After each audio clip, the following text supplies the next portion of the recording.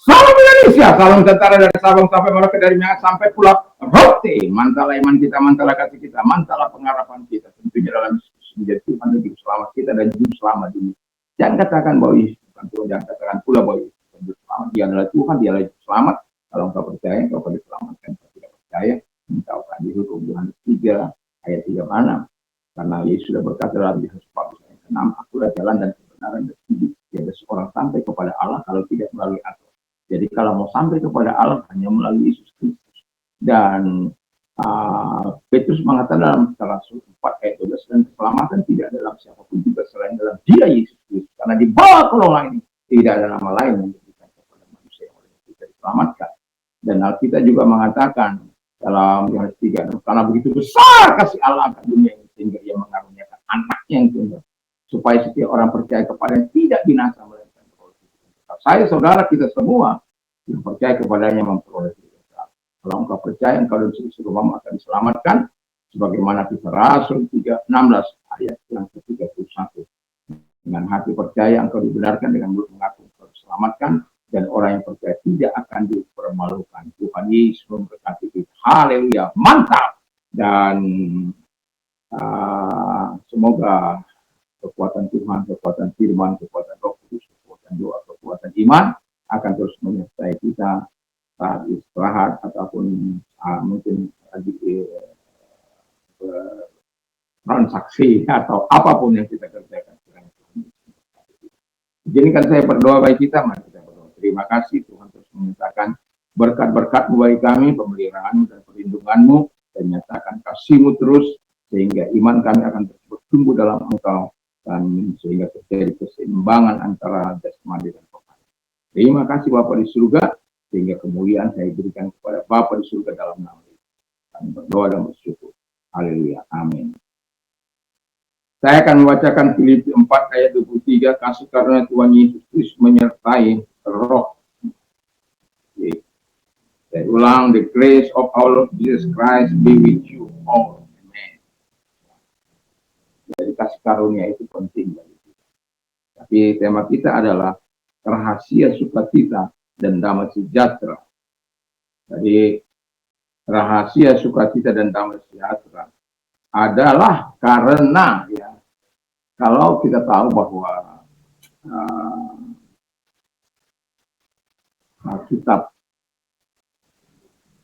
Filipi ini atau surat Filipi ini yang ditulis oleh Paulus ini bertemakan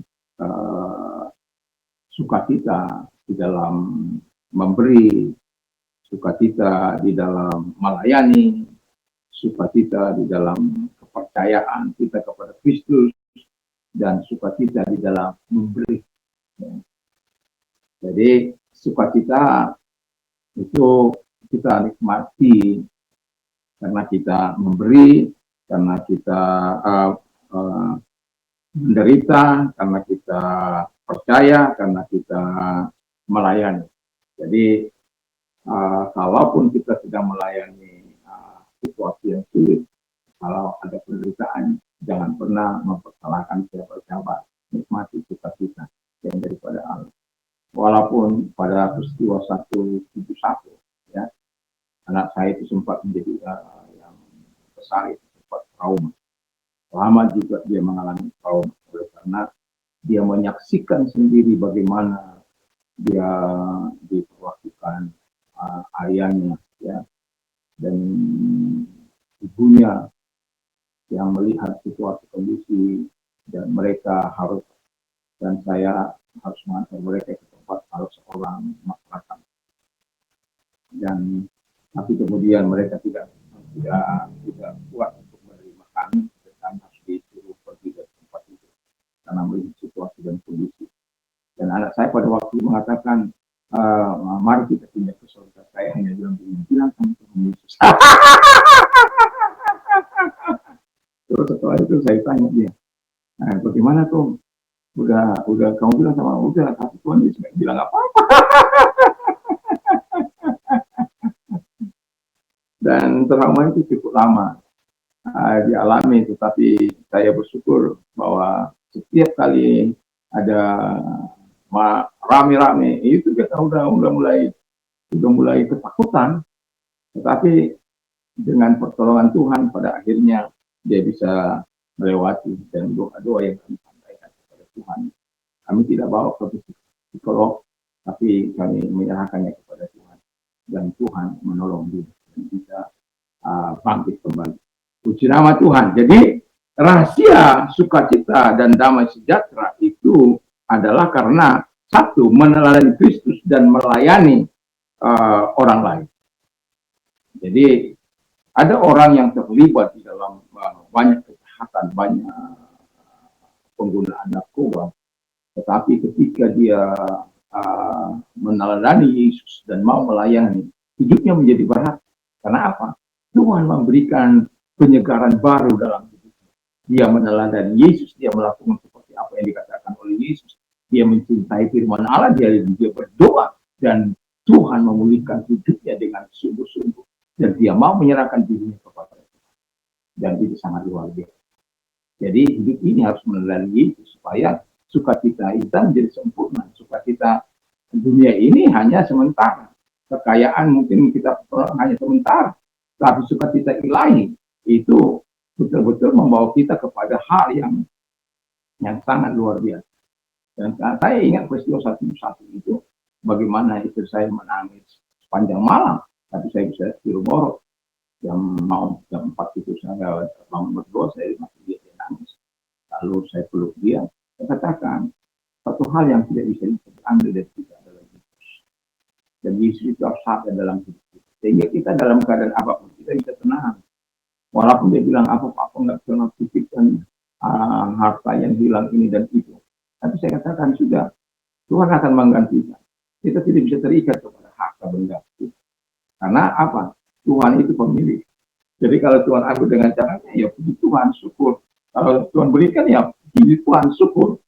Jadi hidup kita diberi atau tidak diberi, kita bersyukur. Nah, makanya firman Allah, hendaklah kamu penuh dengan syukur ya di dalam kehidupan ini. Karena itulah kehendak Allah dalam kehidupan kita. Jadi yang pertama meneladani, yang kedua fokus kepada Kristus. Ya, fokus. Jadi hidup kita itu bukan fokus kepada dunia ini, fokus kepada Kristus. Kalau kita mau menikmati sukacita dan damai sejahtera. Kalau kita fokus kepada harta benda, kita akan tertekan. Kalau kita fokus kepada anak-anak kita, kita akan kehilangan damai. Tapi kalau kita fokus kepada Kristus, Tuhan bisa menolong anak-anak kita, Tuhan bisa memberkati hidup kita, Tuhan bisa menyatakan segala kebaikannya kepada kita. Karena apa? Kita fokus kepada Kristus. Dan ketika kita fokus kepada Kristus, artinya begini, bukan terus kita berdoa sepanjang hari kita berdoa terus lalu nggak melakukan apa-apa. Itu bukan. Kita melakukan aktivitas kita, tapi kita juga terus betul-betul semua kehidupan kita ini kita arahkan kepada Dia, kita arahkan bagi kemuliaan Tuhan. Itu namanya fokus kepada Tuhan. Jadi kalau orang yang fokus kepada Tuhan, dia tidak akan melakukan apa yang tidak kompromi dengan para pejabat-pejabat korup, dan tidak kompromi dengan orang-orang. Saya waktu saya membuka usaha, itu ada banyak kali orang mau mencoba untuk meminta stempel saya, lalu kemudian meminta apa itu nota. Tapi saya tidak. Saya katakan, saya akan menulis sebagaimana yang Bapak, dan saya akan menulis harga sebagaimana yang saya jual. Saya tidak akan pernah mau melakukan hal-hal yang seperti itu. Walaupun pada akhirnya dia pergi. Karena dia bilang, kalau kasih nota, saya mau beli banyak. Bagi saya, tidak ada masalah. Kamu mau datang, mau tidak ada masalah. Saya menjual bukan untuk menipu.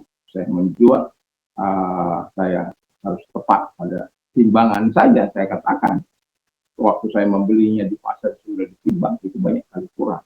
Saya harus mengambil gula saya dan harus ditambah. Karena itu bagi saya, kita kan bukan kita, iya, tapi kita menjual. Pada akhirnya kami mengambil kesempatan untuk membeli gula karungan aja. Jadi ketimbang, saya katakan syaratnya adalah tidak boleh kurang, lebih boleh. Jadi itu. Kita sebagai orang yang percaya, kita harus menjadi berkat.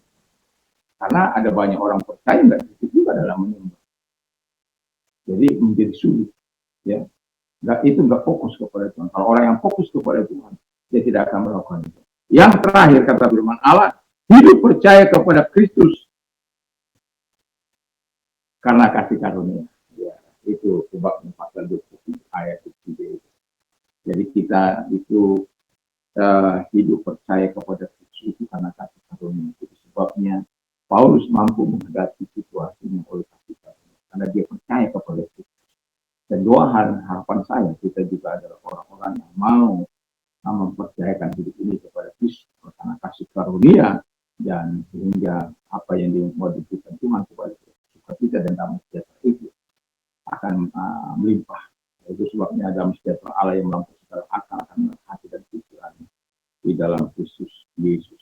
Dan sukacita kita adalah sukacita yang mengalir, sukacita yang mengalir, sehingga kita menikmati damai sejahtera dengan damai sejahtera itu kita dapat melakukan tugas-tugas kita dengan penuh sukacita, dengan penuh pengharapan, dengan penuh iman kepada Kristus, sehingga kita dapat menjadi saluran berkat untuk menolong orang-orang yang saat ini sangat susah, untuk tersenyum saja susah. Ya, karena penatnya kehidupan. Tapi bagi kita ada rahasia sukacita dan damai sejahtera itu hanya ada di dalam Kristus.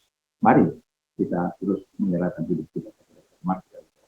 Terima kasih Bapa di surga, kiranya Tuhan terus memberikan kami sukacita dan damai sejahtera sebagaimana firman dalam nama Yesus. Dan kalau engkau sedang sakit, apapun sakit penyakitmu, percayalah bahwa Tuhan mampu menyembuhkan engkau.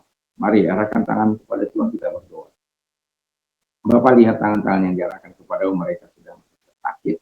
Dalam nama Yesus, segala sakit penyakit yang mereka derita keluar dan lenyaplah segala penyakit mereka oleh karena kuasa-Mu, oleh karena diri. Terima kasih Bapa di surga, di dalam nama Tuhan Yesus Kristus. Dan kami juga berdoa kepada mereka-mereka yang menderita. Tuhan, tolong mereka satu demi satu. Arahkan tangan-Mu kepada Tuhan. Kita berdoa dalam nama Yesus. Tuhan, Engkau yang mengatakan akan memberikan kelegaan kepada mereka yang datang kepadamu. Kau berikan kelegaan kepada kami yang datang kepada dalam nama Yesus Kristus. Dan pertolongan-Mu kami nikmati oleh karena kami percaya kepada Bapa di surga dalam nama Yesus. Syukur dan kami berdoa.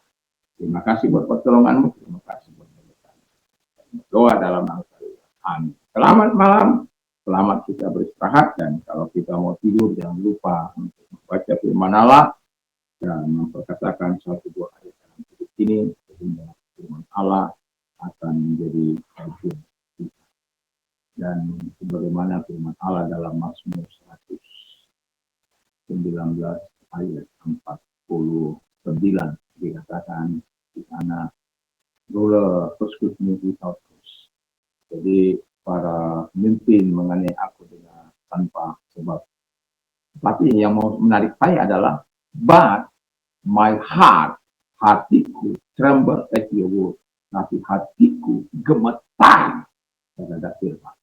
Semoga kita adalah orang-orang yang selalu gemetar kepada firman Tuhan itu, sehingga kita menghormati, menghargai Yesus